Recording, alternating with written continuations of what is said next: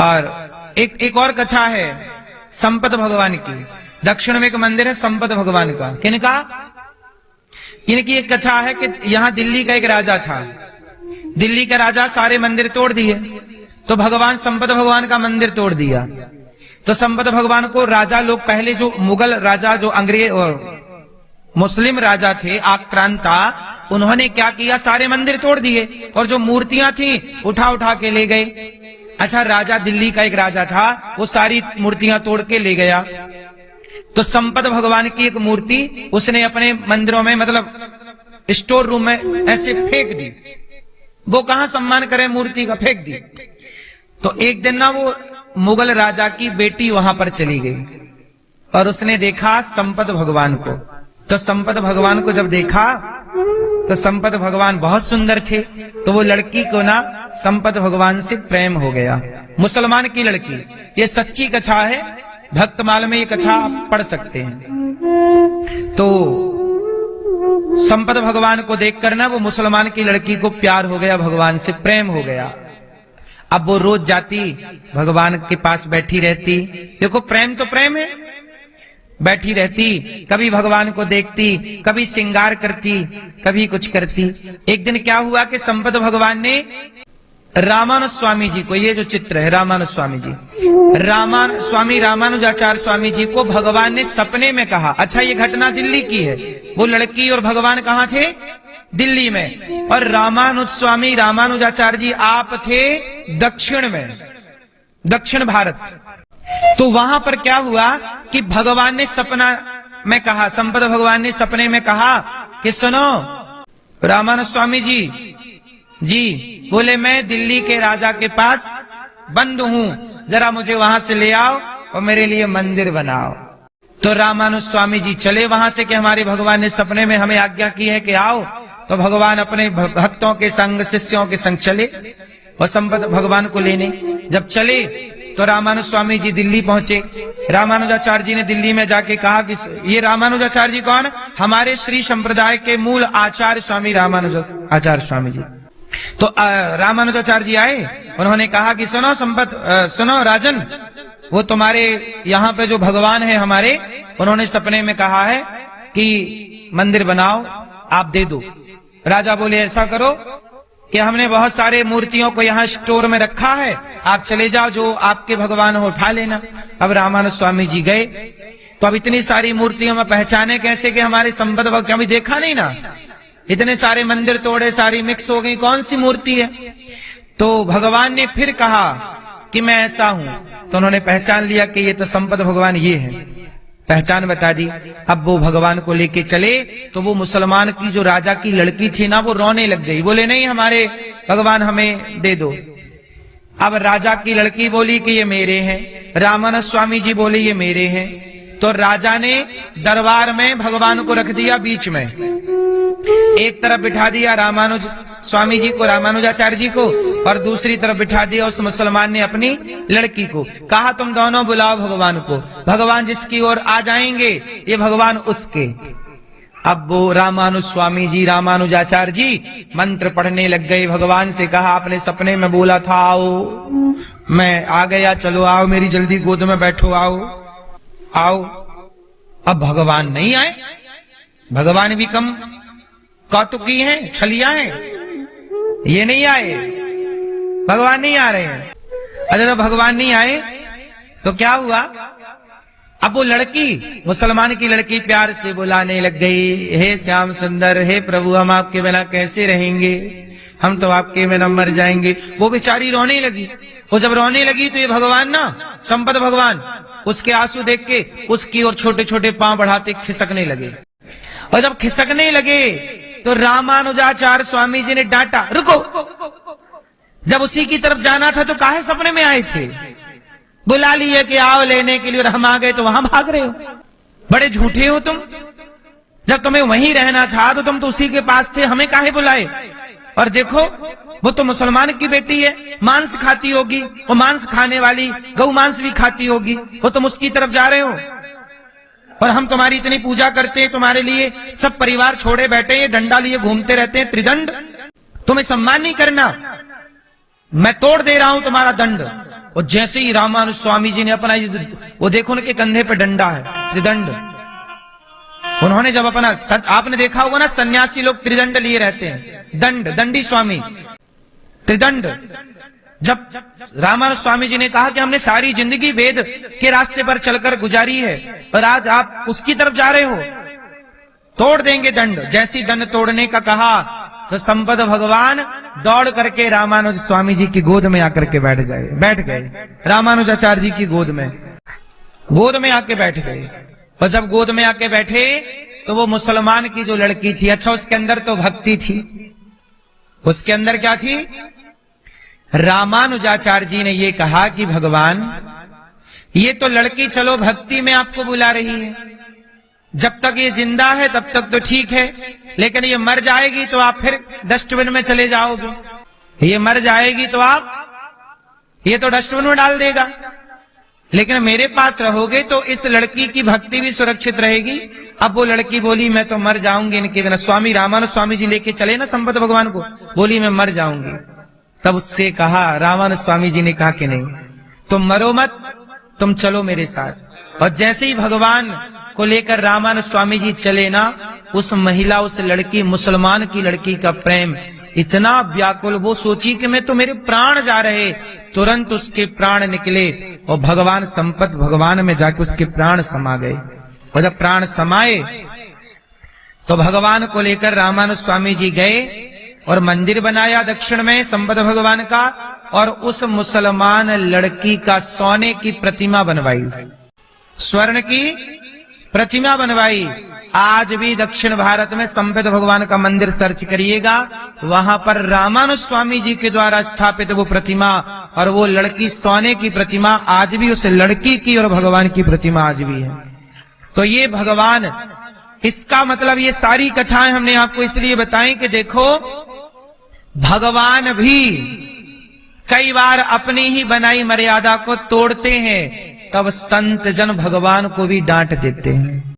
भगवान भी कहते हैं कि संत कहते हैं, आचार्य चरण कहते हैं, सुनो भगवान आपने जो मर्यादा बनाई है उस मर्यादा का पालन आपको करना पड़ेगा, यदि आप ही नहीं करोगे कौन करेगा?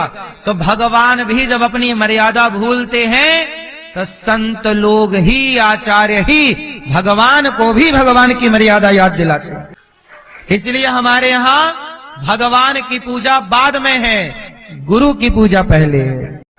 इसलिए आचार्य पूजा पहले, गुरु पूजा, भगवत पूजा। इसलिए ना कहा कि गुरु गोविंद दोऊ खड़े काके लागू पाए, बलिहारी गुरु आपने गोविंद दियो बताए। इसका मतलब ये बिल्कुल नहीं है कि गुरु भगवान है, भगवान सबसे बड़े हैं, लेकिन आचार्य, ये रामानुज स्वामी जी कौन थे, कौन है? ये लक्ष्मण जी के अवतार हैं। जब पाप बढ़ा तब भेजा इनकी कथा, हम इसी संप्रदाय से हैं, श्री संप्रदाय। श्री मतलब लक्ष्मी, श्री मतलब राधा। लक्ष्मी जी हमारी आचार्या हैं। हमारी प्रथम आचार्या कौन है? माँ लक्ष्मी। हमारी माता लक्ष्मी जी हैं। और हमारी लक्ष्मी जी को दर्द हुआ कि कलयुग में पाप बढ़ गया है, तो लक्ष्मी जी ने अपने लक्ष्मण से कहा, लक्ष्मण भैया ये बहुत पाप में पड़े हुए प्राणी है, जरा तुम जाओ और इन्हें जरा बचाओ, भक्ति का मार्ग दिखाओ। तब लक्ष्मण जी रामानुज स्वामी के रूप में प्रकट हुए थे, आज से 1000 साल पहले। आज भी दक्षिण भारत में रंगनाथ भगवान के सामने आज भी इनका चित्र नहीं, प्रतिमा नहीं, वास्तविक शरीर। जब इनकी मृत्यु हुई, जब रामानुज स्वामी जी की मृत्यु हुई, तो भगवान रंगनाथ जी रोने लगे, बोले मेरे रामानुज को मत ले जाओ। तो क्या करें? बोले बिठा दो सामने। आश्चर्य होगा आपको सुनने में, विज्ञान का युग है। बताओ किसी का शरीर 10 साल तक बाहर खुले में रह सकता है? 10 साल छोड़ो, क्या 10 दिन खुले में रह सकता है?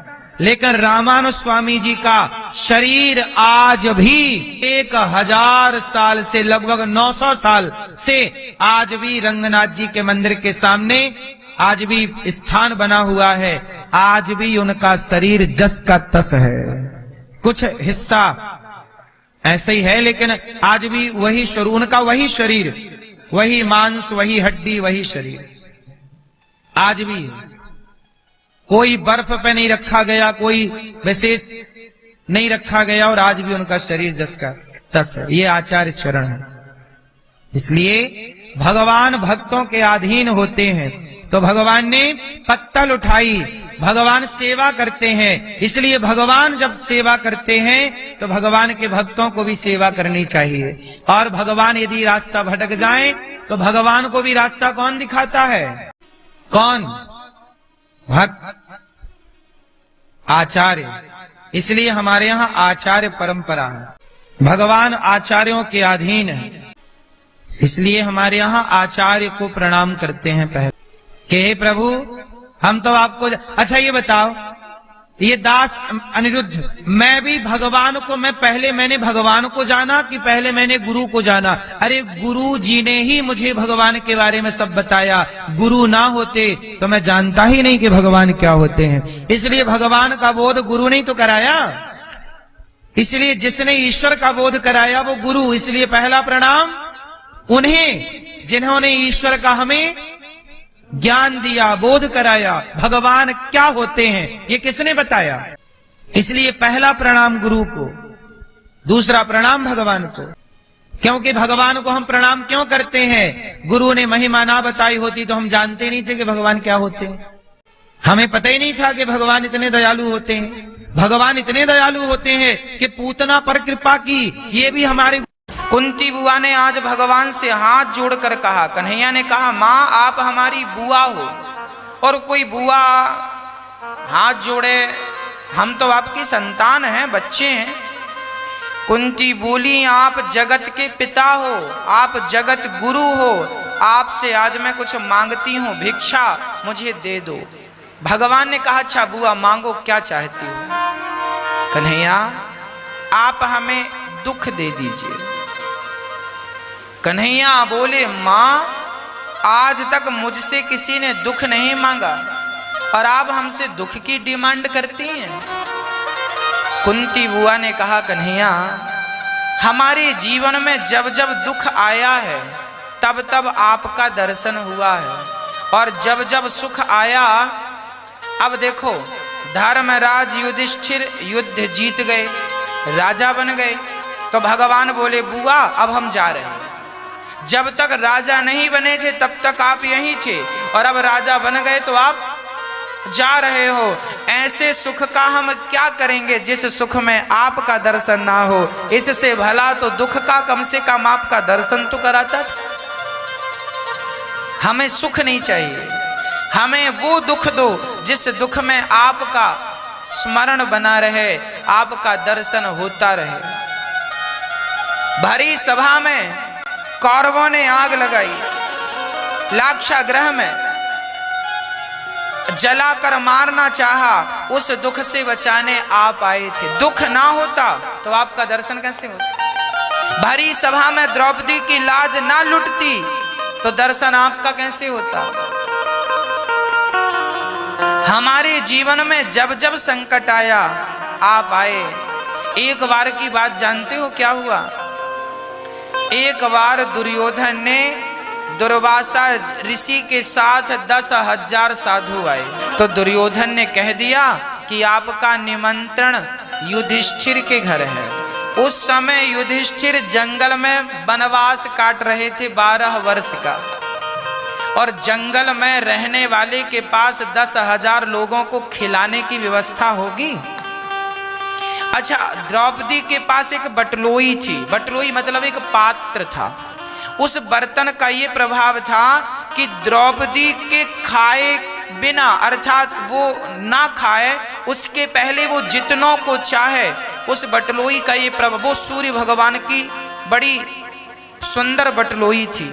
वो कहती कि हमें रसगुल्ले चाहिए तो उससे रसगुल्ले निकलते, रबड़ी चाहिए रबड़ी निकलती, दाल चावल चाहिए, स्वादिष्ट भोजन। अच्छा, बटलोई तब तक निकालती थी जब तक द्रौपदी खा ना ले। द्रौपदी खाए तो उस बटलोई का प्रभाव एक दिन के लिए खत्म। अच्छा, पांचों पांडव खा चुके थे। लगभग 1 बज रहा था दोपहर का, और सबने खा लिया। तो द्रौपदी बाहर निकल कर देखी, अब तो कोई भूखा नहीं है। कहा कोई भूखा नहीं है। उसी क्षण द्रौपदी ने भोजन कर लिया और भोजन करके थोड़ा सा आराम करने लगी, लेटी थी। तभी 10,000 साधु आए और युधिष्ठिर से कहा हमें भूख लगी है। युधिष्ठिर को क्या लगा कि अभी द्रौपदी ने भोजन नहीं किया। उन्होंने कह दिया आप बैठिए, हम भोजन कराते हैं। संतों ने कहा जरा हम स्नान कर लें, तो वो स्नान करने चले गए और युधिष्ठिर जी आए तो देखा द्रौपदी आराम कर रही थी। द्रौपदी से कहा क्यों, आपने भोजन कर लिया? हाँ हाँ हमने तो कर लिया। अरे 10,000 साधु आए हैं, नहीं उनको खवाया, श्राप देकर मार डालेंगे। अब धर्मराज युधिष्ठिर लकड़ियां समेटने लगे कि संत का श्राप से मरना उससे अच्छे यूं ही मर जाए। अब घर में आया अतिथि भूखा चला जाए, इससे अच्छा तो मर ही जाना चाहिए। देखिए क्या धर्म था, हमारे भारत की संस्कृति क्या थी। ये संस्कृति का परिचय है कि कोई अतिथि भूखा नहीं जाना चाहिए। कोई भूखा चला जाए उससे अच्छे हम मर जाएं, मर जाना अच्छा है, पर घर से कोई भूखा चला जाए ये अच्छा नहीं। लकड़ियां समेटने लगे। अर्जुन भी बोले अब जीकर संत श्राप देकर। दुर्वासा जी बड़े क्रोधी महात्मा थे, सब मरने की तैयारी करने लगे, चिताएं बनाने लगे। अब संत का नहा के आएंगे, कहेंगे खाना दो, नहीं है मार डालेंगे, और भूखा ब्राह्मण शेर समान। अब द्रौपदी ने देखा मेरे 5 पति मरने लग गए। तब द्रौपदी ने दोनों हाथ उठाकर कहा हे द्वारिकाधीश, आपने तब वस्त्र बढ़ाकर मेरी रक्षा की थी, आज भोजन बनाकर भोजन देकर मेरी रक्षा कीजिए नाथ। जब द्रौपदी ने दोनों हाथ उठाकर कृष्ण को पुकारा श्याम सुंदर कहाँ हो, आओ, और अपनी बहन की लाज तब बचाई थी, आज भी लाज बचाओ। और जब पुकारा तो भगवान वहां से आते हुए नजर आए। अरे द्वारिकाधीश आप आए? हाँ हाँ हमारी बहना पुकारे और हम ना आए। भगवान बोले द्रौपदी बड़ी भूख लगी है, कुछ भोजन कराओ। द्रौपदी बोली 10,000 तो थे, 10,000 एक हो गए। आपको खिलाने की ताकत होती तो हम उन्हें ही खिला चुके होते, आपको कष्ट क्यों देते? प्रभु आप कृपा करो, हमें तो लगा आप भोजन लेके आएंगे। भगवान ने कहा द्रौपदी ये बताओ तुम्हारी बटलुई कहाँ है? वो मैंने खाकर धुल दी। कहाँ रखी है? तो उल्टी बटलोई धुलकर लोग बर्तन उल्टा रखते हैं, तो औंधा की रखा था। भगवान ने उसे पकड़ा और ध्यान से देखा तो पालक का एक साग का पत्ता लगा था। भगवान ने कहा द्रौपदी आपने ठीक से धुला नहीं है, देखो एक पत्ता छोड़ दिया है। ना प्रभु मैंने बर्तन बढ़िया से धुला था। अच्छा उसने तो धुला बढ़िया था, भगवान ने ही अब एक पत्ता प्रकट कर दिया। भगवान तो सर्व सामर्थ्य है, प्रकट किया और पत्ता उठाया और भगवान ने उस पत्ते को अपनी जिह्वा पे रखा और कहा कि आज मैं इससे तृप्त हो जाऊं और मेरे तृप्त होते ही जीव मात्र तृप्त हो जाए। ये कहा तो चींटी से लेकर हाथी तक सबका पेट अपने आप भर गया। 10,000 साधु नदी में स्नान कर रहे थे, अपने आप श्रीखंड की डकार आने लग गई, अपने आप गुलाब जामुन की डकार आने लग गई, अपने आप पराठे की डकार आने लग गई, अपने आप बढ़िया देसी घी की पूड़ियों की डकार आने लग गई। संतों ने कहा क्यों, ये हमें बस हो रहा है कि तुम्हें भी हो रहा? दूसरों ने कहा सुनो पता नहीं क्या हुआ, पेट भर गया, बिना खाए सबका पेट भरा। महात्माओं को लगा अब नहीं खाए तो भीम मारेगा, बनवा के फेंकवाते हो भोजन, खाओ। अब महात्मा बोले एक काम करो, नदी के किनारे किनारे भागो। सारे महात्मा पैदल वहीं से भागने। तब भगवान बोले जाओ भीम संतों को बुला कर लाओ। तब दौड़े भीम भैया गए, अब संत और भागे। भीम बोले रुको रुको, संतों ने कहा ये बुलाने आया है, भोजन तैयार होगा, नहीं खाएंगे, पेट भरा कैसे खाएं? अब संत भाग रहे हैं, भीम भैया दौड़ कर आगे खड़े हो गए। क्या हुआ भगवान आप भाग रहे हैं? क्या बताएं भीम, हमारा पेट भर गया, अब हमसे भोजन किया नहीं जाएगा, हमारे प्राण छोड़ दो, हमें जाने दो, आज हम भोजन फिर कभी आएंगे। भीम भैया बोले ठीक है अच्छा जाओ। सारे वहीं की वहीं निकल गए और द्रौपदी को भगवान ने इस दूसरे संकट से बचाया। जब जब दुख आया तब तब उस दुख में परमात्मा का दर्शन हुआ। यही जीवन है, याद रखना, दुख भी सफल हो जाता है। कहते हैं ना, जब समय अच्छा होता है तो मिट्टी के भी दाम सोने की तरह होते हैं, और समय बिगड़ जाए तो सोना भी माटी मोल बिक जाता है। इसका अर्थ ये है कि आप अपने हर समय का सदुपयोग कीजिए। जब विपत्ति हो तो रोइए मत कि हम बड़े दुखी हैं, बड़े परेशान हैं। उस विपत्ति के समय में भगवान का चिंतन एकाग्र चित्त से कीजिए। समय सुधरते, समय बनते देर नहीं लगेगी। कहते हैं दिन बदलते देर नहीं लगती। बस एक बार आपकी नीति और नियत सही हो, बस नियत अच्छी हो और नीति अच्छी हो। भगवान ने द्रौपदी का कष्ट दूर किया। कुंती बुआ कहती हैं, कन्हैया जब कोई नहीं आया तब आप आए, और आपने हर पल हर क्षण हमारी रक्षा की। धर्म सदा दूसरों की भला, हमारे ये हाथ क्यों हैं? अपना पेट तो देखो पशु पक्षी भी भर लेते हैं, अपने बच्चों का लालन पालन तो कुत्ता बिल्ली भी कर लेते हैं, पर धन्य है वो लोग जो दूसरों की सेवा में अपने हाथ बढ़ाते हैं। धन्य है वो लोग जो दूसरों के लिए अपने कदम बढ़ाते हैं। हमने तो 125 माताओं की सेवा प्रेजेंट में हो रही है। 1000 माताओं का सपना है, और 1000 माताओं से ज्यादा भी होंगी, मुझे विश्वास है। और मैं तो ये निवेदन करता हूं कि हर बेटा अपने माँ की सेवा करे। बहुत सारे बच्चे आकर अपनी माँ को वापस लेकर भी जाते हैं, पर जो लेकर नहीं जाते, जो बच्चे सत्संग नहीं सुनते, कथा नहीं सुनते, जो बच्चे अपनी माँ का अपमान करते हैं, आखिर वो माताएं जाएं कहाँ? कौन सहारा बनेगा? इसलिए ये दास अनिरुद्ध इन बूढ़ी माताओं के लिए आपसे भिक्षा मांगता है कि आप छोटा सा योगदान देकर किसी रोती हुई माँ की होंठों पे मुस्कान भरने का काम कीजिए। हमने ना जाने कितनों को रुलाया होगा। सच कहूँ तो आज किसी को हंसाने का अवसर मिल रहा है, किसी को हंसा लीजिए। ये माताएं सोचो कि जब बेटे ने घर से निकाल दिया तो वो रिश्तेदारों के घर भी कितने दिन रहेंगी, रिश्तेदार कितने दिन रखेंगे। इसलिए वो रिश्तेदारों के घर रहना नहीं चाहती। क्यों किसी के पास जाएं? वो माएँ सीधे गौरी गोपाल वृद्धाश्रम में आती हैं, और आप और हम उनके बेटे बनकर उनकी सेवा करें। आज भी मैं कुछ माताओं से आपको मिलाना चाहता हूं। कल भी मैंने आपको माताओं से मिलाया था। हम चाहते हैं कि हर बच्चे अपने माँ बाप की सेवा करें। क्या बुराई है? सेवा करो, पर नहीं करते। अब इसका क्या समाधान है? इसका एक ही समाधान है कि इन माँओं की हम सेवा करें। आप जब राम सेतु बना तो बड़े बड़े बंदर भालू पत्थर उठा उठा करके सेतु बना रहे थे, पर उसी समय एक छोटी सी गिलहरी भी थी, जो कि उस गिलहरी ने अपने शरीर पे बालू लपेट कर और जाकर के सेतु में झड़ा देती थी। राम ने कहा किसी का पांव पड़ेगा, गिलहरी दबकर मर जाएगी।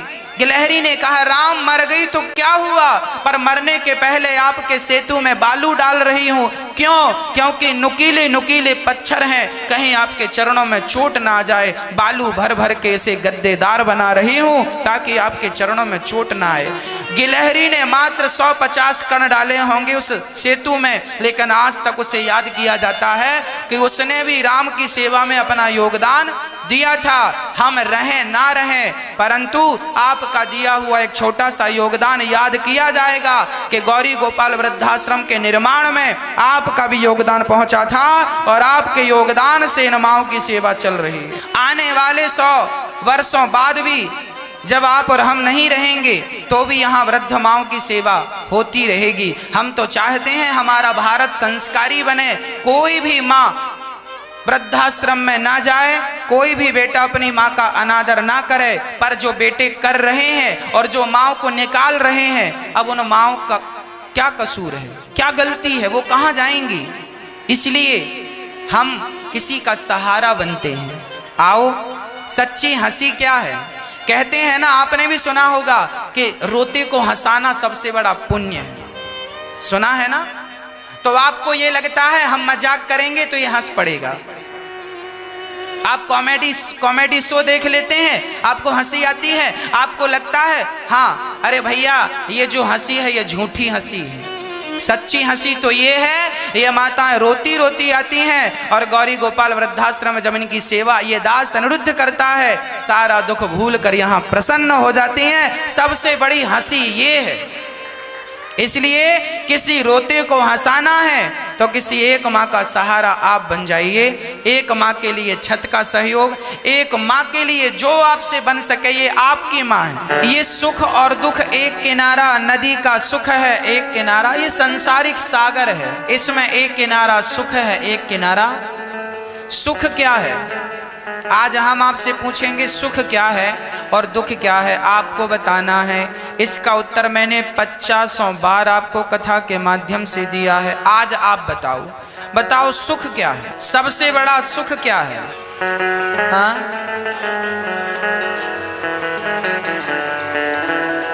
भगवान का स्मरण ही सुख है और भगवान का विस्मरण ही दुख है। हर क्षण भगवान का स्मरण, इसलिए कहते रहो हे नाथ मैं आपको कभी। कुंती बुआ ने कहा भगवान से दुख दे दो, भगवान ने कहा मां मैं दुख नहीं दे सकता।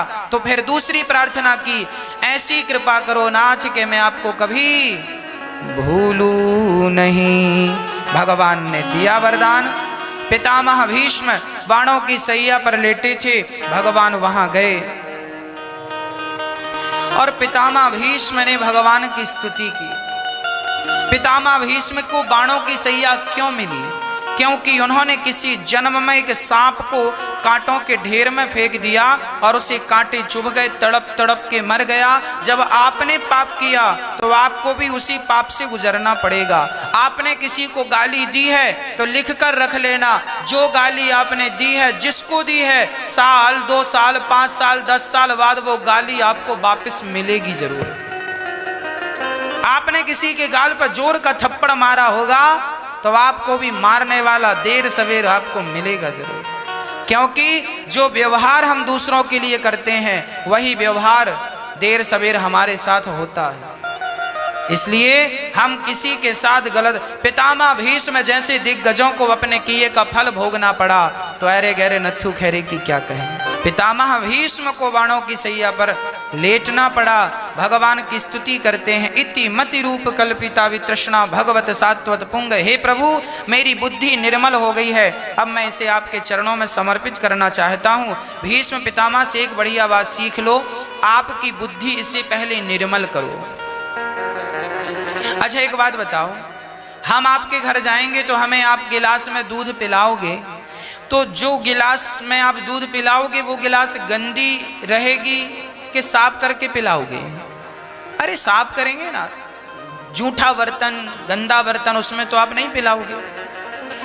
जैसे आप बर्तन को साफ करके उसमें पानी या दूध या भोजन परोसते हैं, उसी प्रकार आप अपनी बुद्धि को पहले बुद्धि एक बर्तन है, बुद्धि एक पात्र है, बुद्धि को पहले स्वच्छ कर लीजिए, साफ कर लीजिए, धुलकर निर्मल कर लीजिए और फिर वही बुद्धि भगवान के चरणों में समर्पित कर दीजिए। यही बुद्धि का पुष्प चढ़ाना है।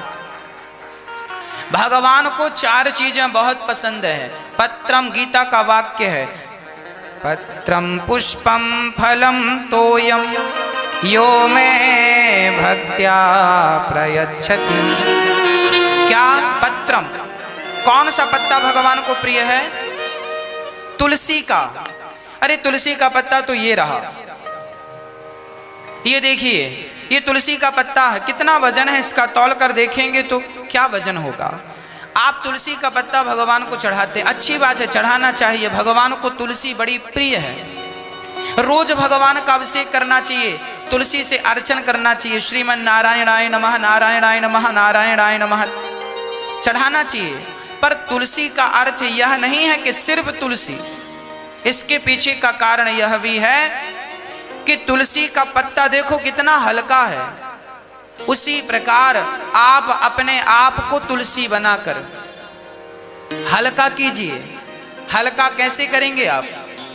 एक फुटबॉल थी, फुटबॉल एक ने यहां से लात मारा, वहां गई, वहां से लात मारा, यहां आई, फुटबॉल को लात ही पड़ती है, हाँ या ना? एक फुटबॉल एक महात्मा जी के चरणों में चली गई। महात्मा जी हमें इतने लात मारे लोगों ने, हम गिन भी ना पाए। महात्मा जी ने कहा, लोग तुझे लात इसलिए मारते हैं क्योंकि तूने अपने अंदर ये हवा भर रखी है, जरा हवा तो निकाल, फिर देख तुझे कोई लात नहीं मारेगा। आप लोग भी अपने अंदर अहंकार की ये जो हवा रखे हैं भर के, ये जो अहंकार की हवा है, जब तक ये नहीं निकलेगी तब तक आपका कष्ट समाप्त नहीं होगा। आप कहते हैं महाराज जी हम बड़े दुखी हैं, बड़े परेशान हैं, क्यों? क्योंकि आपने भी अहंकार की हवा भर रखी है। वो हवा निकले तो काम बने, तो अहंकार निकाल दीजिए और अपने आप को बिल्कुल तुलसी का पत्ता, तुलसी का पत्ता अर्थात तिनका, इसे अब देखिए, ये तुलसी का पत्ता हमने हटा दिया, अब ये क्या बचा? इसे आप क्या कहेंगे? इसे क्या बोलते हैं सामान्य भाषा में? तिनका। क्या बोलते हैं? जब हम भगवान को प्राप्त करना चाहते हैं तो हम क्या करें? हम अपने आप को तिनका समझें, अहंकार त्याग दें। फुटबॉल से हवा निकली, आपके अंदर से अहंकार, अहंकार क्या है? मैं ऐसा हूं, मैं वैसा हूं। आप लोग मंदिर जाते हैं ना तो बाबूजी बन के जाते हैं, आप लोग मंदिर जाते हैं तो आप कपड़े अच्छे वाले पहन के जाते हैं, और प्रणाम लेट कर करना पड़े तो आप नहीं करते, कपड़े खराब हो जाएंगे। लेट कर, अरे बिहारी जी के मंदिर तुम पहली बार गए हो और लेट कर प्रणाम नहीं किया, दंडवत नहीं की। स्त्रियों को लेट कर प्रणाम नहीं करना चाहिए, स्त्रियों को घुटने टेक कर माथा जमीन पर रखना चाहिए, पर पुरुषों को लेट जाना चाहिए। भगवान के चरणों में, माता पिता के चरणों में, गुरुजनों के चरणों में क्या करना चाहिए? इनका दर्शन होए तो लेट जाओ। क्या करो? लेट कर माथा उनके चरणों में रख दो। अरे बिहारी जी के दर्शन करने गए थे, दंडवत तो किया होता, साष्टांग तो किया होता, प्रणाम तो किया होता। अब की बार दर्शन करने जाना, एक तिनका साथ में लेकर जाना, और तिनका लेकर जाना मुंह पे दबा के ऐसे। भगवान पूछे क्यों, क्या करने आए हो? तो कह देना प्रभु, भगवान बोलेंगे क्यों ये तिनका मुंह पे क्यों दबा है? तो कह देना प्रभु मैं तिनका लेकर नहीं आया, आज मैं अपने आप को इस तिनके की तरह बनाकर आपके चरणों में अपने आप को चढ़ाने के लिए आया हूं। मैं तिनका हूं, मेरी औकात इस तिनके से ज्यादा। जब तक आप अपने आप को तिनका नहीं स्वीकार करते तब तक शरणागति हो ही नहीं सकती।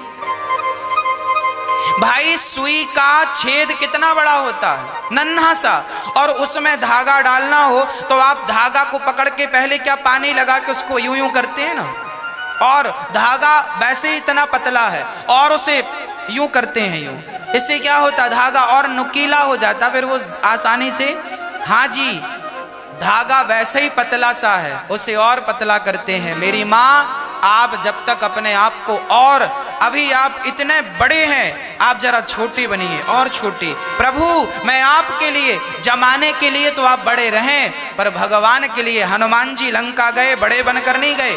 मशक समान रूप कपिधरी, और हनुमान जी लंका से राम जी के पास गए, वहां भी राम जी के पास बड़े होकर नहीं गए।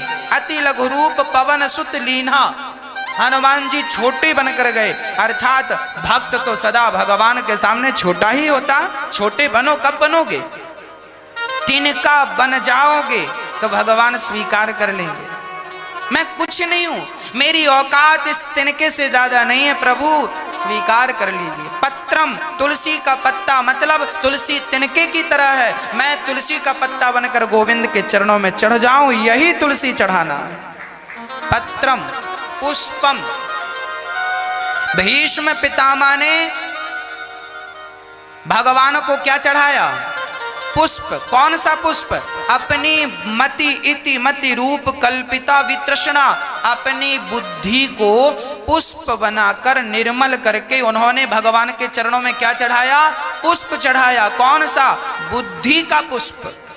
और हम लोग क्या चढ़ाते हैं? ये फूल चढ़ा दिया। इसकी हालत देखो जरा, ये बेचारा कैसा हो गया देखो। सवेरे खिला था, हंस रहा था, अभी क्या हुआ तुम्हें? रो रहे हो? अकड़ गया बेचारा, ये किनारी इसकी जल गई गर्मी से। शाम अभी थोड़ा और हो, अभी रो रहे हो, अभी और रोगे जोर जोर से, देखो हालत। पर ये तो प्रसन्न है, क्योंकि बाकी पुष्प तो फिर भी मुरझा गए। खिले तो थे पर उनका खिलना कोई काम का नहीं, क्योंकि वो भगवान तक नहीं पहुंच पाए। ये पुष्प तो भाग्यशाली है कि भागवत जी तक पहुंच गया है। इसका अर्थ क्या है? ये पुष्प जो आप चढ़ाते हैं ना, ये सवेरे से शाम तक मुरझा जाता है। कौन सा पुष्प चढ़ाना है? आज तक लोगों को यही नहीं पता चला कि कौन सा पुष्प चढ़ाना। अरे भैया, अपनी बुद्धि को पुष्प बनाओ और अपनी बुद्धि जो तिगड़म में लगा रखी है बुद्धि, यहाँ सबसे हटाओ बुद्धि को और बुद्धि को भगवान के चरणों में लगाओ। मन को भगवान के चरणों में लगाओ। मन को पुष्प बनाकर, मन को ही भगवान के चरणों में पुष्प बनाकर चढ़ा दो। यही पुष्प चढ़ाना है। पर आज लोग ये वाला पुष्प नहीं चढ़ाते। बस भैया हार देना जरा, कितने का दिया? 20। अरे 20 का, 10 का दे। ये वाला हार चढ़ा दिया। ये वाले हार थोड़ी चढ़ाने हैं। कौन सा हार? मन को पुष्प बनाओ, बुद्धि को पुष्प बनाओ और चढ़ाओ। यही हार है। प्रभु, आज मैं आपके चरणों में अपने मन को चढ़ाने आया हूं, अपनी बुद्धि को चढ़ाने आया हूं, अपनी इंद्रियों को चढ़ाने आया हूं। आज मैं कुछ लेकर नहीं, खाली हाथ आया हूं। आज मैं अपने आप को समर्पित करने आया हूं। पत्रम पुष्पम फलम। कौन सा फल भगवान को चढ़ाना चाहिए? कौन सा मेरी मां? कौन सा पुष्प चढ़ाएं बताओ? नारियल, पपीता, केला। हमारी एक मैया एक केला लेके मंदिर गई, एक केला, और मंदिर ले गई, शंकर जी को चढ़ाया और उसी केले में अगरबत्ती गड़ा दी। वो स्टैंड बन गया अगरबत्ती का। एक तो एक केला, और उसको भी छेद करके खराब कर दिया। अब वो किसी काम का नहीं, उसे कोई खा भी नहीं सकता। छेद कर दिया 2-4, है ना? कहो इनसे, तुम्हारे बाप दादे भी ऐसे केलों में छेद करते चले आए हैं। इससे काम नहीं बनेगा। इसी को कहते हैं अंधविश्वास। आज हमारे भारत में अंधविश्वास ज्यादा है, खासकर भगवानों को लेकर अंधविश्वास ज्यादा। इसलिए ये जो युवा वर्ग है, जवान बच्चे हैं आज के, साइंस पढ़ने वाले, ये जब आपको केलों में अगरबत्तियां खोसते देखते हैं, इनको हंसी आती है। अरे मां पागल है। ठीक कहता है तुम्हारा बेटा, पागल हो तुम यथार्थ को क्यों नहीं समझती हो? जो सत्य है उसे क्यों नहीं स्वीकार करते हो? अच्छा एक बात बताओ, मैं अंगूर के पेड़ को आम समझ लूं, ये आम है, आम है, अंगूर के फल को मैं आम समझ लूं, तो क्या समझने से अंगूर का फल आम हो जाएगा? आपने जो अंध भक्ति की है, अंध विश्वास किया है, तो क्या आपकी अंध श्रद्धा सच्ची श्रद्धा में तब्दील हो जाएगी? क्या फायदा? राख में आहुति कोई डाले, राख है और राख में स्वाहा स्वाहा स्वाहा, इससे क्या फायदा? तुम 1 कुंटल घी उड़ेल दो, क्या मिलेगा? अंधविश्वास को समाप्त कर दीजिए। भगवान कभी ये नहीं कहते कि तुम मुझे केला ला कर दो, मुझे फल ला कर दो। भगवान ये कभी नहीं कहते। भगवान ये कहते हैं, भागवत जी में लिखा है कि मुझे क्या चाहिए? सर्वधर्मान, गीता का वाक्य है 18वें अध्याय का 66वां श्लोक, सर्वधर्मान परित्यज्य मामेकम शरणं व्रज अहम त्वा सर्व पापेभ्यो मोक्ष इष्यामि मा शुचः। अर्थ क्या है? अर्थ यही है कि भगवान को क्या चढ़ाना है? भगवान को आप माला जपिए, भगवान का चिंतन कीजिए, भगवान से प्रेम कीजिए, जो भी करो। मैं रोटी बना रही हूं तो अपने बेटे के लिए बना रही हो ना, ये भाव गलत है। आप ये बनाओ कि मैं भोजन बना रही हूं, भगवान के लिए बना रही हूं, बस वही हो गया भजन, वही समर्पण है, वही भोग लगाना है। जो भी क्रिया करो, जो भी कर्म करो, वो सब भगवान के लिए समर्पित होता जाए। यही कर्मों का फल भगवान को चढ़ाना है। आप पुण्य करो और पुण्य का फल भगवान के चरणों में। त्वदीयं वस्तु गोविंद तुभ्यमेव समर्पित। हे प्रभु, मैंने जो पुण्य किया आपके चरणों में समर्पित कर दिया। तो इसका अर्थ ये नहीं है कि आप भगवान को भोग ना लगाएं, लगाइए, पर कैसे लगाना है? आप लोग क्या करते हैं? केला उठाए रख दिया। आप लोग क्या करते हैं? दाल चावल रोटी उठाई रख दिया। अब क्या, बिहारी जी के मंदिर में मैं एक बार देख रहा था, एक सज्जन ने आधा किलो लड्डू पेड़े लिए और बिहारी जी का पट खुला तो लड्डू का पूरा डिब्बा उठा के बिहारी जी की तरफ यूं जोर से फेंका। अच्छा था कि बिहारी जी तक नहीं पहुंचा, नहीं सीधा मुंह पे ही लगता। भगवान अच्छे से लड्डू खा लेते। अब ये अंधविश्वास नहीं तो क्या है? अंधश्रद्धा नहीं तो क्या है? ऐसे फेंकने से तुम्हारे लग गया भोग, लग गया, ऐसे फेंकना चाहिए, ये उचित है। दुर्गा जी के मंदिर में जाकर देखा तो दुर्गा जी के शेर के मुंह पर मिठाई चिपकी है, माताएं चिपका देती हैं। शंकर जी के मंदिर में जाकर देखा तो नांदिया नंदी के मुंह पर मिठाई चिपकी है।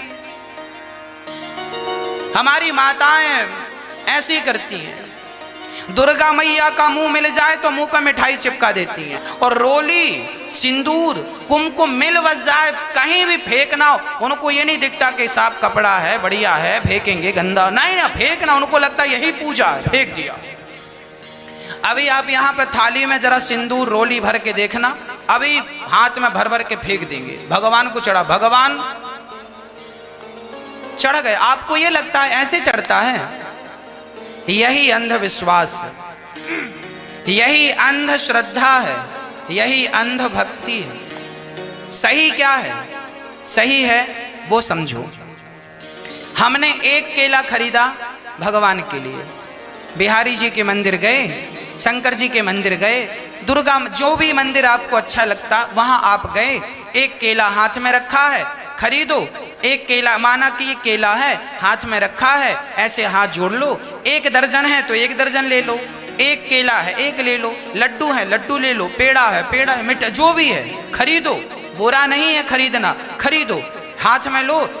बिहारी जी के सामने खड़े होकर हाथ जोड़कर ऐसे हाथ में रख के आंख बंद कर लो, नेत्र बंद करके ऐसा भाव बनाओ कि हमारे सामने श्याम सुंदर बैठे हैं, श्री राधा रानी बैठी हैं, और हम अपने हाथ से जैसे माता